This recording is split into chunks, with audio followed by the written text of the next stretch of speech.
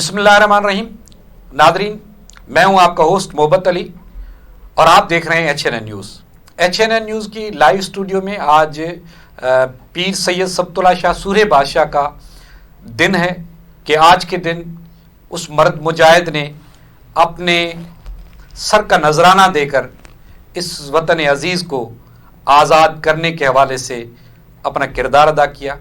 تو آج اس شخصیت کا دن HNN نیوز کے اس اسٹوڈیو میں لائیو آپ کی خدمت میں حاضر ہے اور ہم کوشش کرتے ہیں کہ مختلف ہمارے جو رائٹر ہیں یا مختلف شخصیات ہیں جنہوں نے شہید سورہ بادشاہ کے حوالے سے انہوں نے کام کیا ہے، تو ان کو ہم بلا کے آپ کے سامنے جو ہے کوشش کرتے ہیں کہ ان چیزوں کو سامنے لے کر آئیں. اس حوالے سے آج ہمارے پاس جو شخصیت موجود ہے وہ ہیں فقیر شاہ نواز نظامانی صاحب.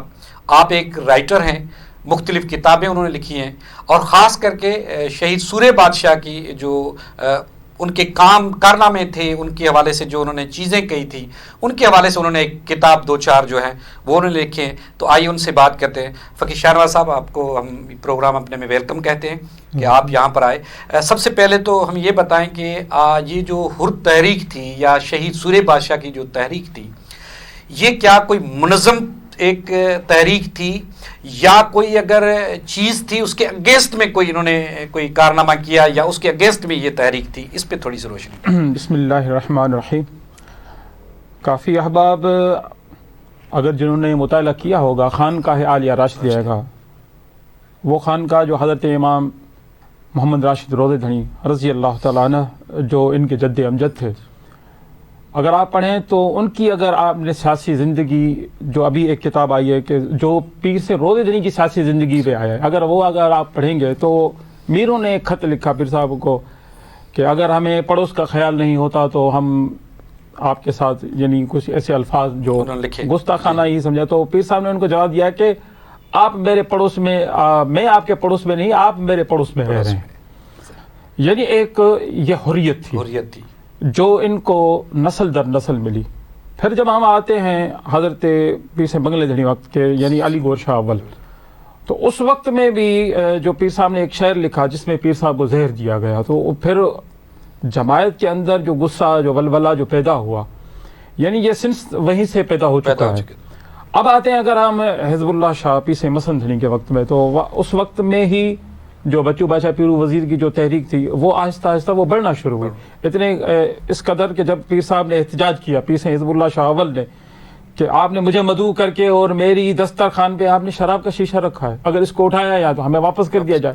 تو انہوں نے اس احتجاج پر جب وہ شراب اٹھائی گئی، لیکن ان کو یہ انگریزوں کو یہ بہت بڑی ناگوار گزری، تو انہوں نے دھوکے سے پیر صاحب کو بھی زہر دلا دیا. میرے پاس جو تحقیق ہے وہ یہ ہے کہ ہمارے پیر سے بنگلے دھنی، حضرت پیر سے مسند دھنی اور حضرت پیر سے کوٹ دھنی یعنی حضرت سورہ بادشاہ کے والد شاہ مردان شاہ اول پیر سے کوٹ دھنی کو، ان تین بزرگوں کو زہر دلا کے شہید کر دیا گیا. تو یہ تو تسلسل چلتا آ رہا ہے. اب پیر صاحب چھوٹے ہیں. میرا فقیر ڈاہری بہت بڑے بزرگ ہستی گزری ہے، دوڑ شہر میں ہے. تو ان کی اولاد میں سے ایک فقیر تھی جو بڑی متقی پرہیزگار اور نیک عورت تھی جس کا نام مائی ہوا تھا. وہ اتنی یعنی کیونکہ جب کہتے ہیں نا جب عشق بڑھ جائے تو ادب کی شرط گر جاتی ہے. وہ عشق کی جب انتہا میں پیر صاحب سے بات کرتی قبلہ یہ جو آپ کا بچہ ہے یعنی حضرت سورہ بادشاہ کے نام پہ کہ قبلہ یہ بچہ مجھے نارمل نہیں لگتا. پیر صاحب کوٹ دھنی کو کہہ رہی ہے کہ قبلہ یہ بچہ جو نا آپ کو مجھے نارمل نہیں لگتا. تو پیر صاحب نے کہا ہے کہ فقیرانی، ہمارے اجداد میں جتنے بھی بزرگان دین آئے ان سب نے اللہ کی پناہ مانگی، اس نے مانگی ہی نہیں ہے. اور اس نے تو یہ کہا ہے کہ جو وزن میرے اوپر آئے گا وہ تو میں اٹھا لوں گا. دوسری جگہ پہ فقیر رو رہے ہیں کہ قبلہ یہ مشکل وقت آئے گا، آپ کو تکالیف آئے گی، یہ حضرت سورہ بادشاہ کے وقت میں. تو آپ نے فرمایا کہ مجھے روزے سے آواز آ رہی ہے کہ ان سے لڑنا ہے، یہ جدوجہد کرنی ہے اور ان سے لڑنا ہے. تو مقصد یہ کہ یہ ایک القاؤ ہوتے ہیں جو اللہ والوں پہ آتے ہیں کیونکہ یہ تو آپ کو پتہ ہے روحانی قدی ہے، یہ پیر بھی ہیں، ہمارے مرشد بھی ہیں. تو یہ ایک القاؤ ہوتے ہیں جو القاؤ کا جو لفظ ہے، اگر کیونکہ وقت کی قلت ہے نہیں تو میں قرآن و حدیث سے آپ کو ثابت کر سکتا ہوں کہ القاؤ تو ہوتے ہیں، عام بندے کو ہوتے ہیں، یہ تو اللہ والے. تو یہ ایک القاؤ، یہ ایک منظم تحریک تھی حضرت پیسی شام مدہ شاہ ثانی چھٹے دنی بادشاہ، ان کو جب کہا گیا ہے کہ آپ نے فرمایا ہم نے انگریز کی حکومت کو مانا ہی نہیں، تسلیم ہی نہیں کیا، تسلیم ہی نہیں کیا، بالکل. اور روحانی گدی میں ایک عجیب سا تسلسل ہوتا ہے کہ جو بھی باگارہ بیٹھتا ہے تو جب وہ باگارہ جو گفتگو چھوڑ جاتا ہے وہ وہیں سے کرتا ہے، تو محسوس یہ ہوتا ہے کہ یہ وہی ہستی بیٹھی ہے. خود پیچھے چھتردنی بادشاہ نے ایک بڑا عجیب سا جملہ فرمایا کہ ریشمی رومال کی تحریک تو سوری بادشاہ کے وقت میں چلی، لیکن آپ نے فرمایا کہ میں نے ریشمی رومال کے اندر آدھی گالی دی تھی. اب تو دیکھیں یہ ایک عجیب جملہ ہے کہ اس کے اندر، لیکن یہ پیر صاحب کا آن دی ریکارڈ ہے میرے پاس، اگر آپ کو کہیں گے تو وہ میں آپ کو پیش کرتا ہوں. تو بات حرف آخر یہی کہ ایک یہ منظم تحریک تھی جو حضرت سبکت اللہ شاہ اول یعنی تجر زنی کے وقت میں جب پیر صاحب سے بات کی گئی سکھوں سے تو بولا وہ آپ چودھری برادران سے پوچھے، ہم نے تو سکھوں سے شروع ہوئے ان کو مانا ہی نہیں، یعنی سبکت اللہ شاہ اول سے لے کے یہ ایک تحریک کا سلسلہ ہے اور یہ کوئی ری ایکشن نہیں ہے، یہ منظم ہے. کیونکہ جو حسینی خون ہوتے ہیں وہ نصرانیت کو یا کوئی بھی استبدادی قوت ہو جو پنجے گاڑنے والی ہو تو اس کو کبھی بھی انہوں نے قبول نہیں کیا اور نہ انشاءاللہ تعالیٰ آگے بھی قبول کریں گے. اس تحریک کے حوالے سے جیسے آپ کہہ رہے ہیں کہ یہ منظم ایک تحریک تھی تو اس کی کیا وجوہات تھی؟ وجوہات دیکھیں نا، وجوہات یہی ہوتی ہے کہ جب اسلام اس دنیا میں آیا صحیح تو اسلام حاکمیت کے لیے آیا ہے، بلندی کے لیے آیا ہے. کبھی بھی کوئی بھی طاقت کوئی بھی قوت اسلام کو چیلنج کرے گی تو اللہ تعالیٰ جیسے فرعون کے وقت میں موسیٰ، نمرود کے وقت میں حضرت ابراہیم علیہ السلام اور جب کفار کے وقت میں حضور علیہ السلام، ایسے یہ سلسلہ جب تک چلتا رہے گا تو اللہ تعالیٰ ایسی ہستیاں بھیجتا رہے گا جو اسلام کی سر بلندی کے لیے کام کرتے رہیں گے. نہیں یہ بالکل آپ نے اچھی بات کہی کہ یہ ایک چیلنج ہے. دیکھیں انگریز کا یہ تھوڑی تھا کہ آپ عید نماز نہیں پڑھیں، جنازہ نہیں پڑھیں. انہوں نے کہا کہ نظام مستفوی نہ ہو اور یہ جو حریت کے خون ہوتے ہیں، خود حضرت پیر صاحب شام مدہ شاہ کا ایک ہے کہ میرا سیاست میں آنے کا مقصد ہی یہی ہے کہ ملک میں نظام مصطفیٰ قائم کیا جائے، یہ بھی آن دی ریکارڈ ہے. تو یعنی یہ ان کے اجداد میں یہی نظریہ تھا حضرت سور بادشاہ کا بھی کہ آپ ہمیں اجازت تو دیتے ہو کہ یہ کام کرو لیکن آپ نظام مصطفیٰ کے خلاف ہو تو وہ چیز پاگارہ خاندان کیسے برداشت کرے گا. اور پیر صاحب نے یہ جو چگا کلنگی آپ نے ہمہ وقت پہنا، آپ نے دیکھا ہوگا کہ اس دور میں جب پیر صاحب خصوصی کوئی دعوت ہوتی ہے یا زیارت ہوتی ہے تو پیر صاحب وہ زیب تین فرماتے ہیں. لیکن انگریز کو تو پیر صاحب نے یہ میسج دیا سورہ بادشاہ نے ہمہ وقت پہن کے کہ آپ کے تو ہم غلام ہے ہی نہیں نا. اب اس تحریک میں ایک تو حر جماعت خود اس میں شامل تھی، پیر پاگارہ کے جو مریدان تھے، اس کے علاوہ بھی کوئی لوگ شامل تھے؟ کافی لوگ تھے نا جو ہمدردیاں رکھتے تھے اور انہوں نے کسی نہ کسی طریقے سے مدد بھی کی. لیکن حالات یہ ہوتے ہیں کہ آپ نے دیکھا ہوگا کہ مشکل وقت جب آتا ہے تو کوئی بھی کھل کے سامنے نہیں آتا. مدد تو کرتے اور کافی وہ مدد کی. کافی ایسے بھی تھے جو غیر مسلم بھی تھے، انہوں نے بھی مدد کی. کافی نام ملتے ہیں، آن دی ریکارڈ بھی ہیں، انہوں نے مدد کی. اب دیکھیں پیر صاحب کا آخر میں کوئی وکیل نہیں مل رہا تو وہ کیس لڑنے والا بھی ڈی ایل مل ہے. لیمبرک کو تو اس کے اوپر بھی یہ غصہ تھا کہ وہ پیر صاحب وہ قبلہ سنگھ کیوں کہتے ہیں، وہ ادب سے کیوں اس کو بلاتے ہیں. کیونکہ میں نے آپ کو عرض کی نا کیونکہ یہ ہستی میں ایک خون میں ایسی جرت تھی. خود یہ جملہ ویسے عنوان سے الگ ہے لیکن ایک بڑی اچھی بات یاد آ گئی مجھے. پیر صاحب کیٹی میں تھے حضرت سور بادشاہ، کچھ لگاری فقیر آئے. ہمارے جماعت میں اصول یہ ہوتا ہے کہ ہم عرض کرتے ہیں کہ قبلہ میں اس کو ہم رپورٹ کہتے ہیں. انہوں نے رپورٹ کرائی قبلہ ہمیں زیارت ہو لیکن یوسفی حسن میں، حسن یوسفی میں زیارت کروائیے. تو پیر صاحب جیسے باہر آئے تو جنہوں نے یہ تمنا کی تھی وہ بے ہوش ہو گئے، باقی کھڑے رہے. یعنی ان کو یوسفی حسن میں زیارت ہوئی اور وہ برداشت نہیں کر وہ بے ہوش ہو گئے اور باقی کھڑے رہے. تو یہ جو جاہ و جلال جو وجاہت ہوتی ہے اللہ والوں میں جو وجاہت اللہ تعالیٰ نے رکھی ہے، وہ حضرت امام عارفین پی سے روزنی فرماتا ہے نا تھا اللہ تعالیٰ اللہ کے ولیوں میں کے دل میں اسم اعظم رکھتا ہے کہ وہ ان کا وہ جو تصرف ہوتا ہے. آپ نے کہا کہ جو ڈیون کمار تھے ڈیل مل جو تھے وہ وکیل تھے اس کے لیے، تو قائد اعظم بھی تو وکیل تھے. قائد اعظم ارلی تھے اس سے پہلے میں لاسٹ میں بات کر رہا ہوں. دوسری یہ بات کہ اس کا جو مغالطہ آج کل چلتا ہے جیسے کہ قائد اعظم نے کیس کو کوئٹ کر دیا, وہ کیس کوئٹ نہیں کیا تھا انہوں نے, کیونکہ پیر صاحب کے اوپر جب کافی کیسز بنے, 8 کیسز یعنی بنے, تو 6 میں قائد اعظم 6 کیسز تو جیت گئے تھے نا, 2 میں پیر صاحب کو سزا دی گئی. تو یہ ایک تاریخی جو غلطی ہے اس کی بھی درستگی ہونی چاہیے کہ قائد اعظم محمد علی جناح نے کوئٹ نہیں کیا تھا, آپ نے پورا کیس لڑا, 6 میں آپ کو جیت ہوئی. تو اگر ہم اس کا کمبینیشن کریں, اگر کاؤنٹر کریں تو یعنی قائد اعظم کی تو جیت ہوئی نا, یعنی 8 کیسز میں اگر آپ 6 جیت جاتے ہیں 2 میں. لیکن جب دوسرے کیس میں بھی حضرت پیر سنگھ سوریہ بادشاہ کی یہی تمنا تھی کہ یہ دوسرا جو 41 کے بعد جو بغاوت کا جو کیس چلا تھا, تو پیر صاحب کی یہی تمنا تھی کہ یہ کیس بھی قائد اعظم لڑے. تو بقول ہمارے تاریخی ریسرچ ورک کے اندر تو وہ میسج تو قائد اعظم کو ملا ہے, لیکن کیا حالات, کیا وجوہات تھے کہ وہ آپ نہیں آ پائے, تو اس کا علم ابھی تک نہیں ہے. لیکن ہمارے کہتے ہیں کہ قائد اعظم نے کہا کہ میں مصروف ہوں, لیکن وہ مصروفیت ایسی کس نوعیت کی تھی اس کا ابھی تک یہ ایک ریسرچ میں ابھی, یا اس کو پہلے یہ بھی اندازہ لگ گیا ہوگا کہ اب وہ چاہتے ہیں کہ پیر صاحب کو جو ہے وہ سزا دینی ہے, اور وہ چاہ رہے ہیں, یہ تو سب ہم بات اپنی انٹرپریٹیشن پہ تو کر سکتے ہیں, لیکن کوئی حقیقت تحقیق وہی ہوتی ہے جو آپ کے پاس تحقیق ہو, جس کے آپ ثبوت سے لڑ سکتے ہیں. آپ نے ملفوظات شریف بھی لکھی ہیں سورہ بادشاہ کے حوالے سے چیزیں, اس کا تھوڑا سا حضرت سورہ بادشاہ کی ملفوظات کا سر ایسے ہوا کہ 2005 کی بات ہے, مارچ 2005 میں میر محمد نظام ایک انٹرویو کی ایک کتاب چھپی تھی جس کا سندھی میں نام ہے میڈیا متھے مچ, جس کو کہتے ہیں کہ شمع کے گرد پروانے. تو میڈیا متھے مچ میں جب میں نے ایک چیز نوٹس کی وہ یہ تھی کہ اس میں مکس اپ تھا, یعنی پیر صاحب کی باتیں تھیں لیکن وہ تسلسل اور سے ٹوٹ رہا تھا. تو میرا اشتیاق یہ ہوا کہ میں کوشش کروں 100 کے قریب اگر مجھے پیورلی یعنی پیر صاحب کی روایت مل گئی تو میری کامیابی ہے. تو میں نے بسم اللہ کی یہ 2005 کے اندر. تو ہوا یہ کہ انیشلی ہی میں کام کے اندر مجھے 31 سے 32 پیر صاحب کی روایات مل گئی.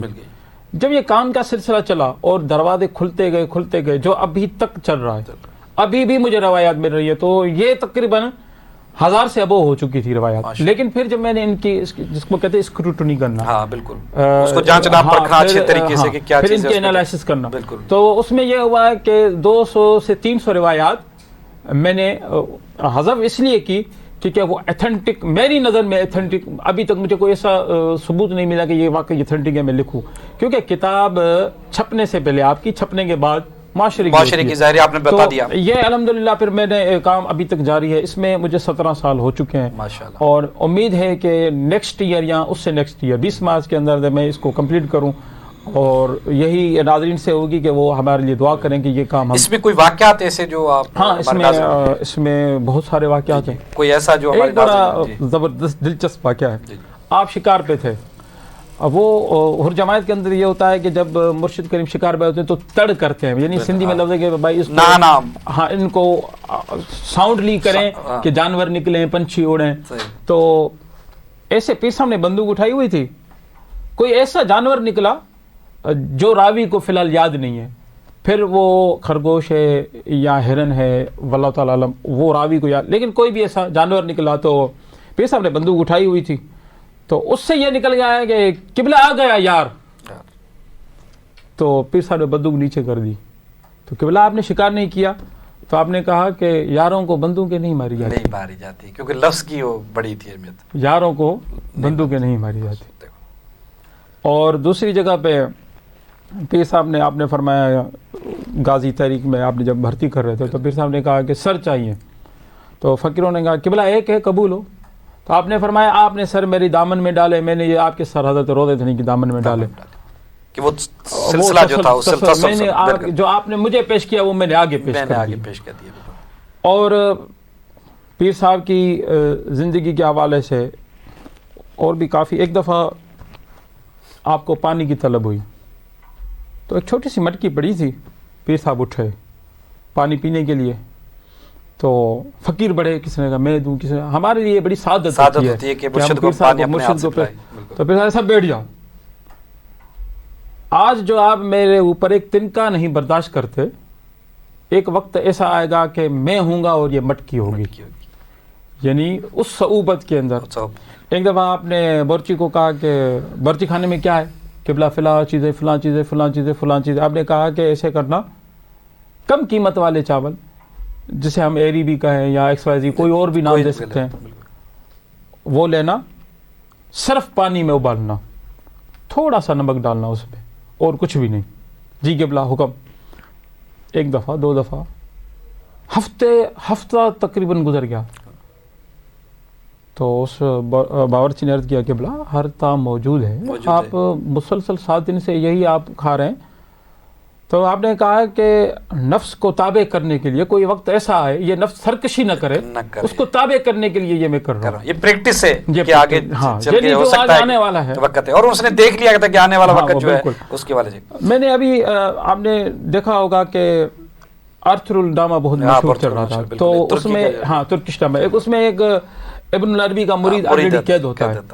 تو جب اس میں ایک ارطغرل کا سپاہی ترگت جو بند تو اس کو پتہ کیا کہتا ہے, وہ کہتا ہے کہ بیٹا گھبرانا نہیں, ہم مدرسہ یوسفی میں ہیں, کہ یہاں سے جو نکلیں گے تو پھر یہ مدرسہ یوسفی یعنی جیل جو ہے یوسف علیہ السلام, ہم مدرسہ یوسفی میں ہیں. تو میں نے ابھی جو ایک آرٹیکل لکھا, ابھی جو اردو میں چھپا ہے میرا, ابھی آئے گا, تو اس میں یہی لکھا کہ کس نے کہا کہ پیر صاحب جیل میں گئے, وہ تو مدرسہ یوسفی میں گئے تھے سنت یوسفی ادا کرنے کے لیے. تو ایک اور دلچسپ نقل ہے, پیر صاحب حج کے سفر میں گئے, حاجی جان محمد نظامانی مرحوم. تو پیر صاحب نے ان سے کہا کہ کیسے آئے ہو قبلہ سے؟ بلا واپسی میں میرے ساتھ چلنا ہے آپ کو. جی قبلہ. مرید تھا اور اتنی بڑی سعادت کہ واپس. بولا ہم جب آئے تو میری اور سورہ بادشاہ کی کیبن ایک تھی, بحری جہاز کی کیبن ایک تھی.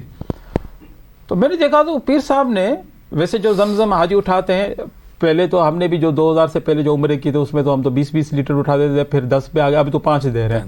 تو پیر صاحب نے کافی سارا زمزم اٹھایا اور کافی ساری کھجور اٹھائی. پیر صاحب کیا کریں گے, جب بھی کھانے کا وقت آئے کھجور اور زمزم استعمال کریں. کہ بلا اس کا کھانا بنا, بولا انگریزوں کا کھانا نہیں کھاؤں گا. کہ بلا ہم نے پیسے دیے ہیں, بولے پیسے سفر کے دیے ہیں, ان کا کھانا نہیں کھاؤں گا. حاجی جان میں کہتے ہیں کہ میں متواتر دیکھتا رہا جتنا بھی سفر تھا, پیر صاحب کھجور اور زمزم میں استعمال کرتے, ان کا کھانا پیر صاحب نے نہیں کھایا. غیرت حریت نام ہی اس کا ہے کہ آپ کے اندر کتنی جو غلط ہے وہ غلط ہے, وہ غیرت ہے. وہ ایک اب یہ آپ نے جو بات بتائی کہ دیکھو حر تحریک بہت بڑی ایک تحریک تھی اور یہ ساری چیزیں تھی, اس میں جو مجاہدین تھے یا جو جماعت تھی, حالانکہ اتنی ساری اذیتیں کے باوجود وہ ٹوٹے نہیں. اس کی کیا وجہ ہے کہ وہ کھڑے رہے ڈٹ کے آخری وقت تک؟ مشہور و معروف شخصیت ہے جھول کی سائیں علاورہ بین صاحب, بالکل. وہ کیمپس کے اندر پیدا ہوئے, بقول ان کے کہ ہم جب ہمیں تکالیف آتی تھی تو ہمارے بڑے کہتے تھے بابا سورت یاد کر, بابا سورت کو یاد کر. سورت کا مقصد یہ ہوتا ہے کہ جب بھی کوئی تکلیف آئے تو تصور میں صورت مرشدی لاؤ, جسے ہم تصوف میں تو مراقبہ کہتے ہیں, باہر میں بھی وہ مراقبہ ہوتا ہے. تو کہتے ہیں کہ مراقبے کی کیفیت یہ ہوتی ہے کہ پھر آپ سب دوسری چیزوں سے سمم بکم عمیون ہوتے ہو, یعنی جو بھی تکالیف ہے آپ اس سے اندھے بہرے گونگے ہیں. تو اس پہ ایک واقعہ یاد آیا حضرت بلال رضی اللہ تعالیٰ عنہ کا, کہ حضرت بلال کو تو کافی اس نے امیہ بن خلف مارتا رہتا تھا. تو ایک دفعہ کیا آپ کو اتنا تشدد کیا گیا کہ یہ گال کا جو گوشت ہے وہ ہڈی ظاہر تھی. حضور کی دربار میں آئے, حضور بلال دیکھا پر کیا حال ہے؟ حضور بہت خوش ہوں کیونکہ دیدار خوش ہوں. تو ایک فقیرانی جب ملی تو ان سے پوچھا گیا کہ تکالیف, بولے تکالیف تو کچھ نہیں تھی, اگر وہ مجاہدین کو تکالیف دی تو وہ تو فراق مرشدی, یعنی باقی تکالیف سب ہم بھول گئے, باقی اذیتیں سب ہیچ ہیں, کم ہیں. اگر جب مرشد وہ جب کیا ہوتا ہے کہ جب ایک تکلیف جو برداشت سے باہر آ جاتی ہے نا, تکلیف جب ایک یاد رہتی ہے تو باقی اذیتیں ہم بھول جاتے ہیں. اور یہی فقیروں کا تھا, وہ اس میں ہی فنا تھے کہ مرشد کریم چلے گئے, باقی تو تکلیف وہ بھول چکے تھے. بالکل. اب یہ کہ پیسیں شہید سورہ بادشاہ کی جو آخری وقت جب ان کو پھانسی دی گئی, اس کے بعد حر تحریک کہاں کھڑی رہی؟ کیونکہ جب وہ پھانسی دی گئی اور ان کے جو مسنگ پرسن میں وہ چلے گئے، ان کی آخری تدفین بھی نہیں کی گئی، انہوں نے نہیں دیے گئے، تو اس کے بعد حر تحریک اور جو حر تھے یا جماعت تھی وہ اس ٹائم پہ ان کی کیا کنڈیشن تھی؟ وہ دیکھیں 1941 میں جب آپ کو نظر بند کیا گیا، پیر صاحب ہمیشہ یہ فرماتے تھے کہ انگریز کہیں کہ ہم نے آپ کے مرشد کو شہید کر دیا ہے تب بھی نہیں ماننا، میرے کپڑے وہ خون آلود دکھائیں تب بھی نہیں ماننا۔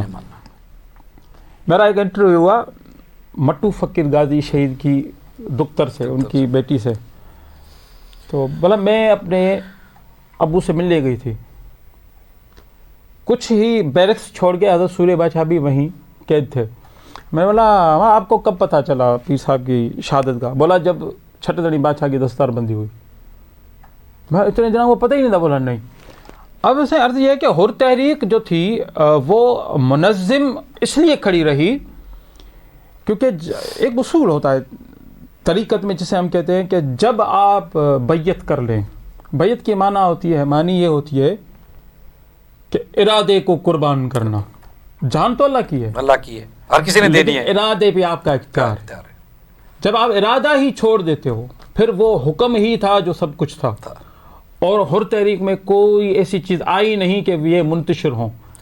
لیکن جب حضرت چھٹے دنی بادشاہ شامردہ شاہ ثانی جب آپ کی تاج پوشی ہوئی، سبا کا فقیر خاص کے لیے غازی مشہور تھے، آپ ہی کے علاقے کے تھے، اور یہ وہ راوی ہیں، تو کمال ان حروں کا دیکھیں، انہوں نے ہتھیار اٹھائے مرشد کے حکم پہ، ہتھیار چھوڑے مرشد کے حکم پہ۔ بالکل صورت الگ تھی، حکم وہی تھا، اور انہوں نے حکم کو مانا، انہوں نے وہ حکم کو مانا تھا۔ انہوں نے یہ نہیں کیا کہ یہ جو 3 پیس میں آئے ہیں کلین شیو ہیں وہ ہمارے مرشد، نہیں، حکم ایک ہی ہے، حکم پہ اٹھائے حکم پہ چھوڑے۔ تو آپ نے فرمایا ہتھیار چھوڑ دو، تو سبا فقیر نے چھوڑ دیا۔ انہوں نے کہا کہ بلا ہمارا چھوٹا سا ایک عرض ہے، پیر صاحب کو کہا بلا بتاؤ، بلا ایک تو دیکھیں وہ پیش ہونے آئے ہیں، غازی ہیں سورہ بادشاہ کے، ایک جنہوں نے جدوجہد کی ہے، بڑی جدوجہد، ایک نوجوان مرشد کے کہنے پہ وہ ہتھیار چھوڑے، لیکن ان کی تمنا دیکھیں، وہ کہتے ہیں کہ قبلہ ہماری ایک ہی تمنا ہے، وہ ایک عرض ہے۔ تو آپ نے کہا بتائیں؟ بولا ہمارا عرض ہے یہ کہ ایک تو پاؤں پڑنے دیں، دوسرا نعرہ لگانے دیں، اور کوئی نہیں ہے کہ اتنی مشکلات کے بعد بھی آگے کہ قبلہ ہمیں وہ ہماری وہ کلیم کرتے، وہ نہیں، ایک پاؤں پڑنے دیں دوسرا۔ تو جیسے ہی وہ پاؤں پڑ کے انہوں نے نعرہ لگایا تو حضرت پیر سید چھٹے دنی کی آنکھوں سے آنسو گرے اور آپ جلدی سے اندر چلے گئے۔ یہ مجھے بتائیں کہ روئے زمین کے اندر کیا آپ کو ایسی تحریک کہیں نظر آئے گی جہاں کوئی تمنا نہیں، کچھ بھی نہیں ہے؟ اور دیکھیں طریقت اور تصوف میں یہ تو جملہ یہی ہوتا ہے کہ مرشد تو لیا ہی اس لیے جاتا ہے کہ وہاں تمناؤں کو قربان کیا جائے۔ وہ کہتے ہیں کہ دربار عشق پہ جب آپ اندر داخل ہوں تو کہتے ہیں کہ وہ دربان جو کھڑے ہوتے ہیں نا، وہ جملہ صرف ایک بولتے ہیں، عقل چھوڑا جا، عقل کے چھوڑ کے عشق اٹھا کے اندر آ جا۔ تو بس وہ عقل چھوڑ کے جو عشق میں آتے ہیں، تو یہ تھوڑی بلڈنگ بنی نہیں بنی، ہماری زمینیں انہوں نے ضبط کی ہیں گریزوں نے، وہ ہمیں کیوں نہیں ملی، یہ کیوں نہیں ملی، یہ سوال ہی نہیں ہے۔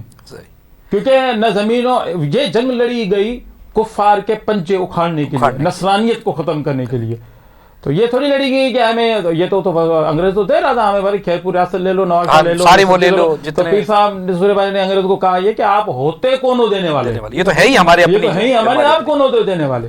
تو پیر صاحب نے یہ تو ایک حریت کی جو، تو پیر صاحب کی جو آخری آرام گاہ کے حوالے سے مختلف جو چیزیں چل رہی ہیں اس کی حقیقت دیکھیں، میری نظر سے 2-3 آرٹیکل گزرے جس میں 2 تو آرمی کے لکھے ہوئے ہیں، 86 میں نوائے وقت میں چھپے تھے، آن دی ریکارڈ ہیں، وہ میرے پاس پڑے ہوئے ہیں۔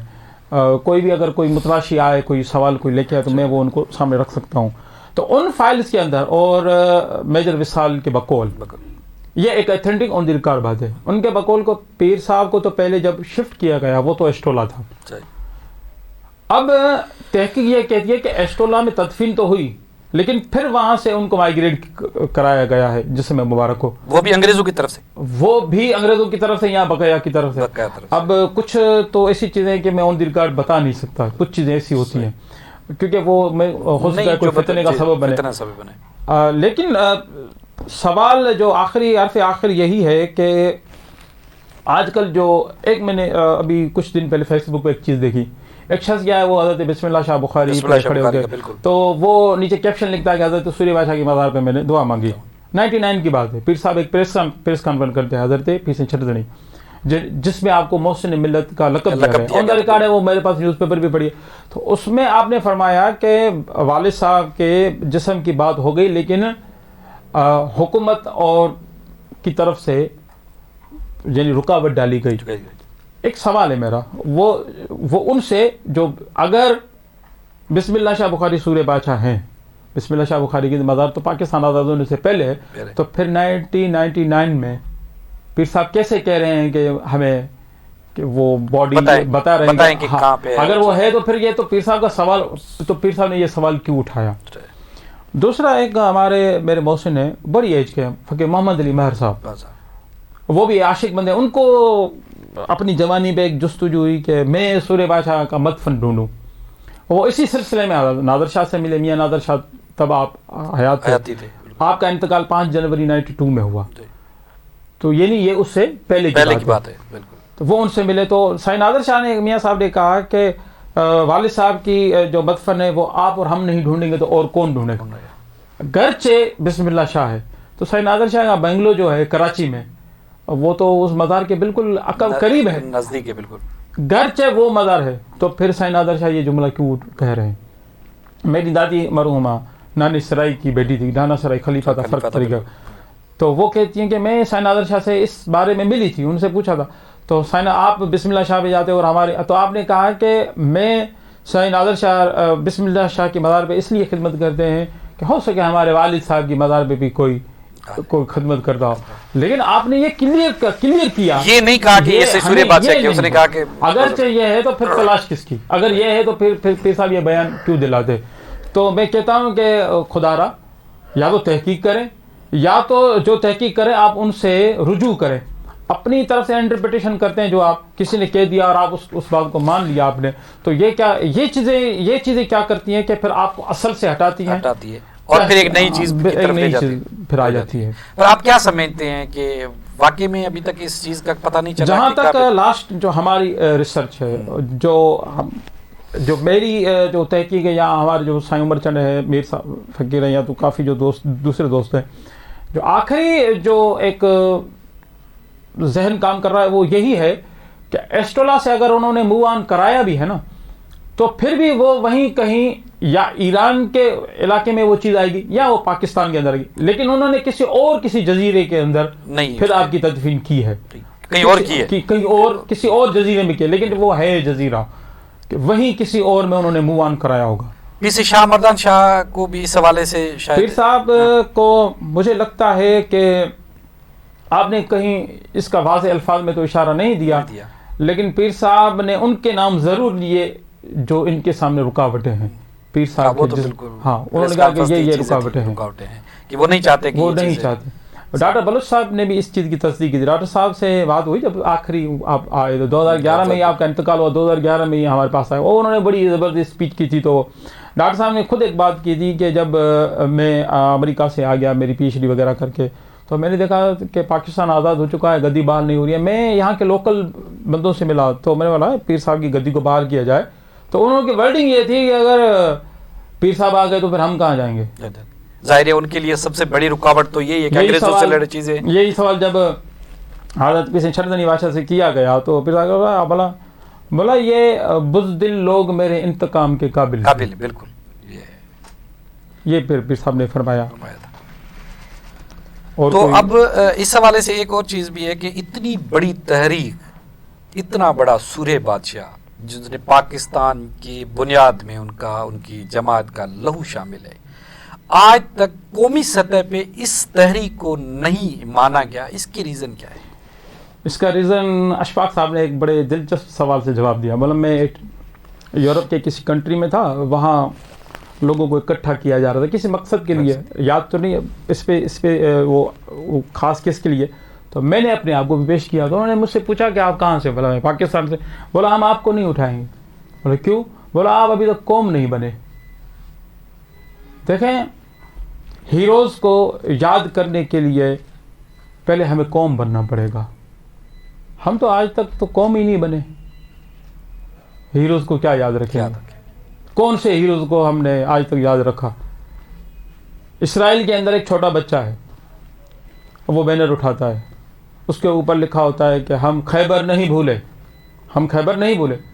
हमारे मुस्लिम किसी बच्चे से उठा के पूछते हैं, जो बच्चे बताओ खैबर क्या है, बोला हमें क्या बता, वो कहते हैं हम भूले नहीं हैं, और ये कहते हैं खैबर है क्या, खैबर है क्या।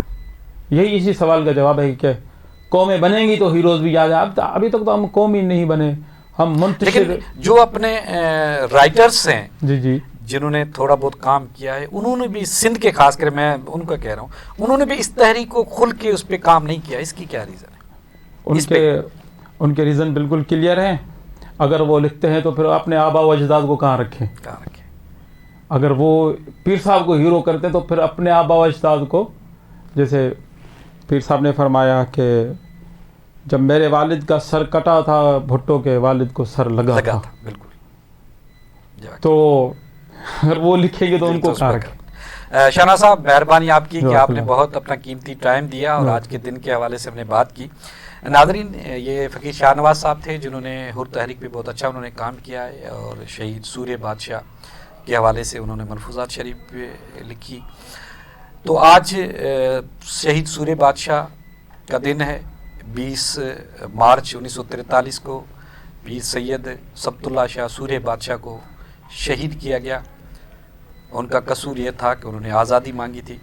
इस हवाले से नेक्स्ट किसी मेहमान के साथ किसी और प्रोग्राम में मुलाकात होगी। तब तक इजाज़त दें अपने होस्ट मोहब्बत अली को। अल्लाह हाफ़िज़। सारा सिंधु असल जा हर दम ही गुण गाईंदा, नस्ल सारा ही सारा नस्ल सारा सिंधु असल जा